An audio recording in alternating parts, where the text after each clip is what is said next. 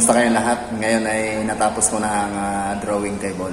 Ito na ang kabuuan ng aking drawing table. Yan.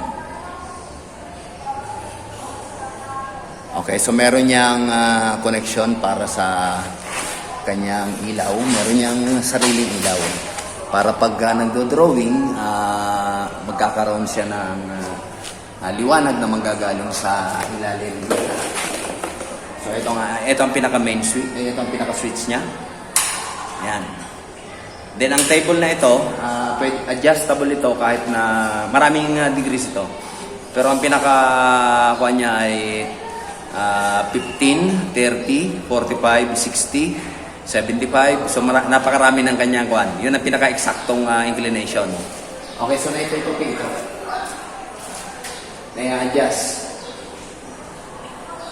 Meron akong ginawang pagtukod dito. Yan, ganyan. Stable ito. Okay, so yan ang kanyang forma. Kasabay na nakakabit sa ating table yung pinaka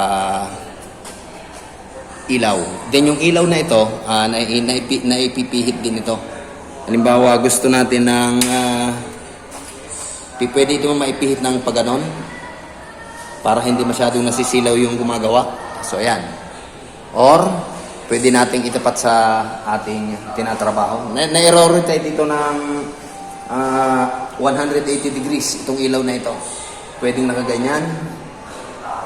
Okay, so na-rotate itong ilaw na ito. Then, yung adjustment naman niya, ito nga yung main switch. Ito yung switch sa ilalim. Okay. So kung i-adjust natin, meron ako rito mga nakalagay na mga stud. Sabitan nito ng mga may mga bilog-bilog ito. Kung saan natin gusto, kung saan komportable. Pwedeng papunta roon or pwedeng papunta rito. So maraming inclination ang maipipix ninyo rito sa ganitong klase na design. Pwede rin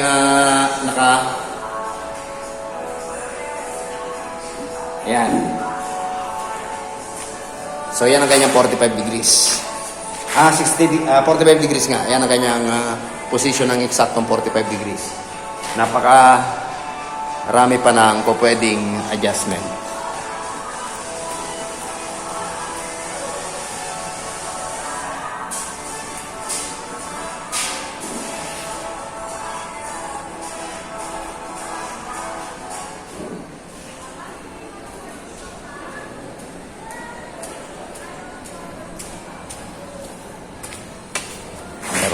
Sound, baka maka-copyright na naman ako. So, ayan ang kanyang nomenclature. Okay, so yung ibabaw na ito ay salamin. Nandoon na, naka-ready na. Hindi ko lang kinabit kasi mahirap pag nakakabit na. Then, pwede rin siyang normal na table lang. Pwede natin siyang ilapat lang. Wala itong uga, hindi siya nauga. I mean, stable na stable ito. Pag nilagay ang T-square, talagang lapat na lapat yan. Hindi gagalaw yan. Then pwede rin itong normal na table lang kung gusto natin. Ipipihit lang natin ito. Yan. Naka-flat na yung kanyang position. O normal na table na siya ngayon. Ngayon kung magdo-drawing o magagawa ng design, pwedeng iangat ang table na ito.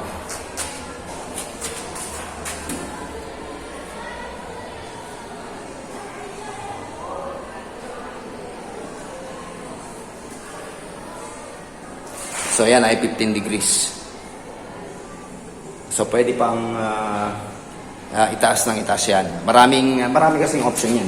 May mga butas tayo rito na nakaprepare na panlagay sa ating mga tornilyo ron sa loob. Bali, 5 tornilyo yan. Yun nandiyan dyan. Mamimili kayo kung saan nyo i-adjust. Pwedeng palayo sa'yo, pwedeng palapit sa'yo. Okay, so kung canvas ang gagawin o medyo mataas ang inclination, pwede ganyan. 75 degrees ang pinaka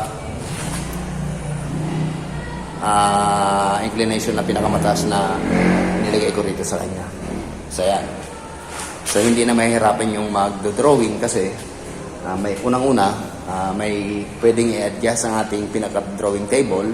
Then meron ding ilaw para mayroon siyang aninag na makikita o manggagaling sa ilalim. Lalagyan pa niya ito ng ng pwedeng tracing paper or screen tiles sa ibabaw. Pero ang pinaka-ibabaw talaga, yung pinaka-salamin. Tapos, pwedeng maglagay ng vinyl tiles ba tawag doon? Screen tiles nga pala. Tapos, saka papatungan ng salamin. Yung salamin ito nandoon. Hindi ko lang kinakabit kasi mahirap pagka diniliver na may salamin. Naka-ready ng salamin nito. Okay, so gaya ng sabi ko, ang kanyang ilaw ay nilagyan ko lang ng plug. Tapos nakarekta doon sa ating switch para pagka bubuksan natin, hindi na tayo magbubunot dito. Dito na lang tayo sa may switch na ito, pipindot. So meron na tayong ilaw. Hindi yung hugot pa ng hugot. So ang problema niya lang, itong extension. Hindi na kasama ito sa paggagawa ko. Siya nga pala, hindi ko na pinakita kung paano ito magpintura. Kung paano ko pininturahan ito. Kasi napaka-basic na naman yun. Okay, by the way, yung ganitong klaseng pintura, brush lang ang ginamit ko dyan. Bali, napakanipis na pagpipintang ginawa ko dyan. 7 patong yan. Sobrang nipis ang pagbabrush ko dyan. Okay, so let's proceed. Doon naman tayo sa may lagayan ng kanyang drawer. Ito, ang drawer na ito. Yan. Hindi ko na nilagyan ng handle para kumbaga sa parang visible lang. Kunyari parang baliwala lang. Pero siya ay drawer ito. Ito ang pinaka-drawer niya. Kasi yung lalagyan ng handle, parang obvious na obvious. Madali naman siyang baklasin, madali namang hugutin, madali namang ipasok. Ngayon, sa loob lang naman ito ng bahay, hindi na naman yata masyadong kinakailangan ng safety. I mean, hindi na siguro kinakailangan pa ito ng lock. Pero kung gusto niya lagyan ng lock, gagawin ko ng paraan na sa ilalim ko na para dadaanin yung pinaka-lock. Okay, so ganito na lang ang pinaka-plano ko. Ipapakita ko po muna ito sa may-ari kung gusto pa niya na lagyan ng handle. Kasi parang ayaw ko nang lagyan ito ng handle. Parang normal lang. Parang ano lang siya. Parang ding-ding lang. Pero siya ay drawer. Okay. So ito yung pinaka-drawer niya. Ayan. Mahuhugod dyan. So yan ang kanyang pinaka-drawer. Dito salamin din ito. Ito na yung pinakalagayan ng mga tools. I mean, sa ibabaw na portion, pag may papatong, pwedeng patungan ito rito. Okay, so ito naman yung mga importanteng mga maliliit na gamit, pwedeng ilagay sa ilalim. Okay, so sa pagbubukas at sa pagsasara, hindi naman mahirap, madali lang naman. Sanayan lang para hindi pa masira ang design yan. Nakasarado na yan. Ngayon kung bubuksan, madali lang naman. Kunting kalabit na sa ilalim. Tapos, pwede nang makatak ito. Yan. Pwede na mabuksan. Para hindi masyadong halata. Kunyari, walang drawer. Yan. Pagkasasara ito, tulak lang. Pantay na siya. Naka-plus na siya sa loob. Okay, so, para hindi sagabal kung merong kuwan dito. Siya nga pala, ginamit ko lang dito ay pinarnisan ko na lang itong kahoy. Hindi yung ito, inamay lang ginamit ko rito sa kanyang body. Black finish ang gusto ng may-ari, kaya ito ay itim na itim. Ngayon kung iitimin ko pa ito, parang sobra-sobra. Kasi nga pala, yung ginamit ko na pantakip dito, sa kanyang drawer dito sa may parting unahan, plywood din lang ito. Pero hindi mahahalatang plywood. Gawa ng ito ay minasilya ko pa ito. Saka ko pininturahan. Pero kung sa loob sisipatin, mahahalata na siya ay normal lang na plywood. Pero kung sa labas tayo titingin, mapagkakamalan na bakal din. Okay, ganun din sa likod. So, yan. Hindi yan halata na plywood lang. Pati yung sa inner side. Minasilya ko maigi yan at saka ko pininturahan para hindi masyadong halata. Okay, so siguro matutuwa na yung anak ng may-ari na ito kasi kailangan na raw niya. At nagpapasalamat naman ako at sa akin ipinagkatiwala yung paggawa ng ganitong klaseng product para sa kanyang mahal na anak. Okay, so hanggang dito na lamang muna uli. Sana may napulot kayong idea. Siya nga pala itong, ano nga pala ito yung banggaan. Hindi ko na naipaliwanag sa inyo. So ito nga pala yung banggaan niya. Para hindi, alam ba, may salamin dito. Then yung lapis, hindi yan diretso rito pagbagsak. Parang pinakapatungan ng lapis. Halimbawa, ito ang ating lapis. So, hindi siya babagsak. Yan. Meron siyang landing. Okay, so may ang salamin na ginamit ko nga pala rito ay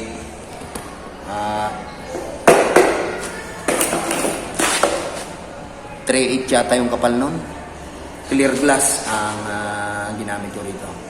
Okay, so ipapakita ko yung yung salamin para nakikita nyo rin.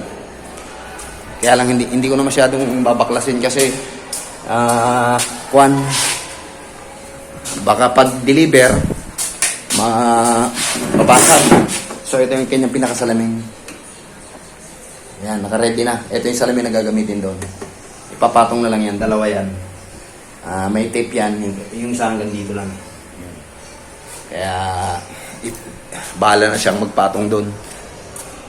Kasi baka pag nag-deliver, mabasag pa yung salamin. Sayang naman yung pagod. Okay, so ibig sabihin, finish na talaga ito. Pwede na itong i-deliver anytime.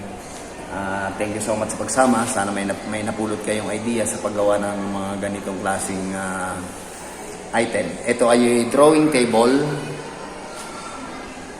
Siya nga pala, ang materialis na ito ay 1x2 na angle bar.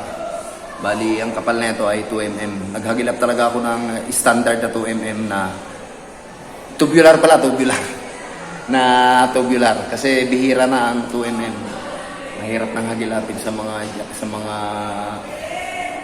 hardware. Pero may nakuha pa rin ako. Kasi pagka 1.5 lang, parang basta 2mm ginamit ko. Okay, then ito ang kauna-unahang ginawa kong drawing table na napakatagal gawin.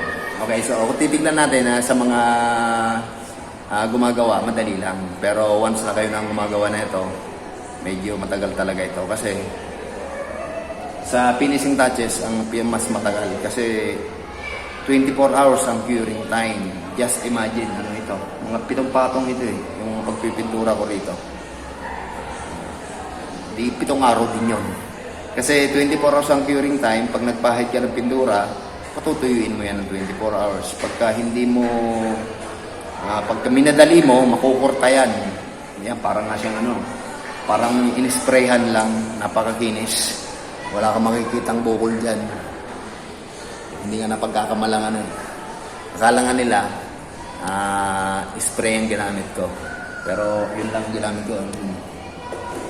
Yun yung pintura ko.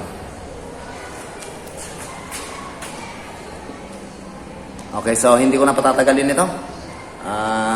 Maraming salamat sa pagsama at sana may napulot kayong idea sa paggawa ng ganitong klaseng mga item. Okay, so thank you so much. Until then.